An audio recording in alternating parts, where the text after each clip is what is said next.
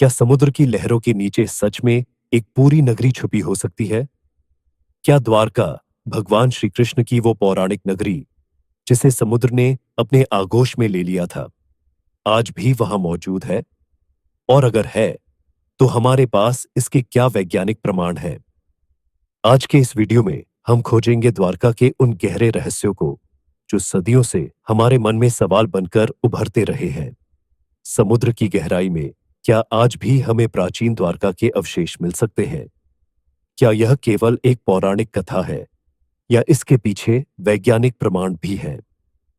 द्वारका की खोज और उसके वैज्ञानिक प्रमाण पर आधारित जानकारी का संक्षेप में यहाँ विवरण दिया गया है। यह प्राचीन नगरी न केवल भारतीय पौराणिक कथाओं का हिस्सा है, बल्कि आज भी इसे खोजने के लिए वैज्ञानिक और पुरातत्वविद अनुसंधान कर रहे हैं। 1960 के दशक में भारत सरकार ने समुद्र में डूबी प्राचीन नगरी की खोज के लिए एक महत्वपूर्ण अभियान शुरू किया।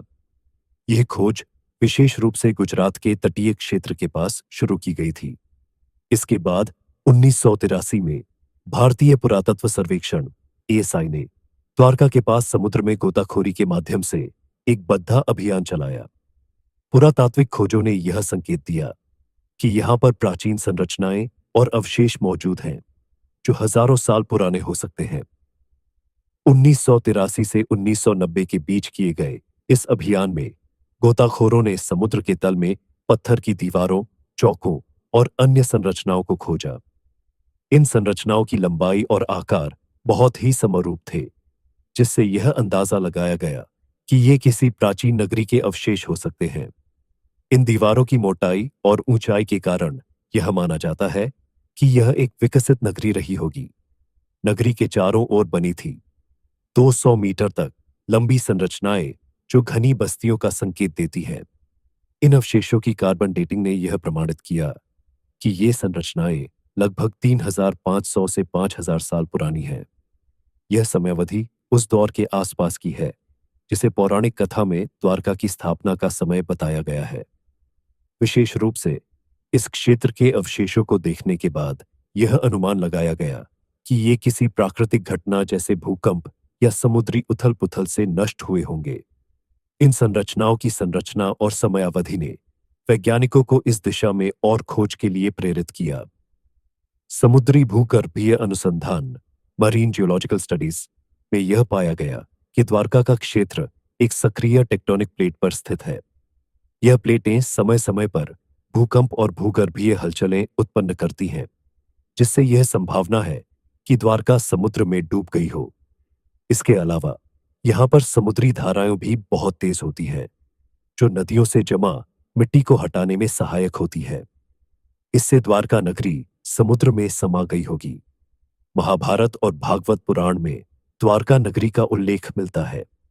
भागवत पुराण के अनुसार श्री कृष्ण के स्वधाम गमन के पश्चात द्वारका नगरी को समुद्र ने अपने में समा लिया था।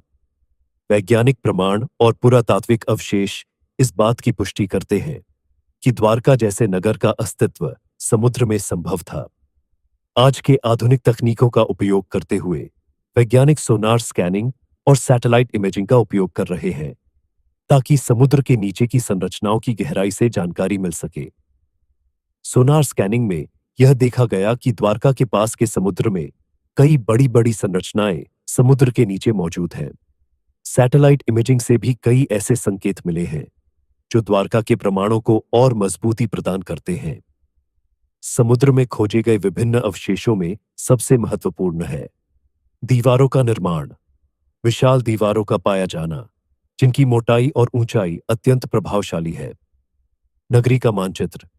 समुद्री तल में प्राप्त संरचनाओं के अध्ययन से यह अनुमान लगाया गया कि द्वारका एक सुव्यवस्थित और मजबूत योजना के अनुसार बनाई गई नगरी थी। मूर्तियां और धार्मिक अवशेष। बर्तन, मिट्टी की मूर्तियां और पत्थर की संरचनाएं जो हिंदू धर्म के प्रतीक माने जाते हैं। द्वारका की खोज ने अंतर्राष्ट्रीय पुरातत्व जगत का भी ध्यान खींचा है। विदेशों के कई पुरातत्वविद और शोधकर्ता द्वारका के अवशेषों पर अध्ययन कर रहे हैं। उनका मानना है कि यह खोज विश्व इतिहास के महत्वपूर्ण पहलुओं को उजागर कर सकती है। द्वारका की खोज न केवल वैज्ञानिक दृष्टिकोण से, बल्कि सांस्कृतिक और धार्मिक दृष्टिकोण से भी अत्यंत महत्वपूर्ण है। द्वारका का अस्तित्व हमारे प्राचीन ग्रंथों और मान्यताओं को मजबूती प्रदान करता है। यह हमारे इतिहास, धर्म और संस्कृति का प्रतीक है। आज भी द्वारका के अवशेषों पर कई वैज्ञानिक और पुरातात्विक अनुसंधान किए जा रहे हैं। भारत सरकार और अन्य अंतर्राष्ट्रीय संस्थाएं द्वारका के और प्रमाण खोजने के लिए अत्याधुनिक तकनीकों का उपयोग कर रही है। तो दोस्तों, द्वारिका और उसके रहस्यों की यात्रा यहां समाप्त होती है। यदि आपने इस वीडियो को पसंद किया हो तो कृपया लाइक और सब्सक्राइब करें ताकि हम और भी ऐसे अद्भुत विषयों पर चर्चा कर सकें।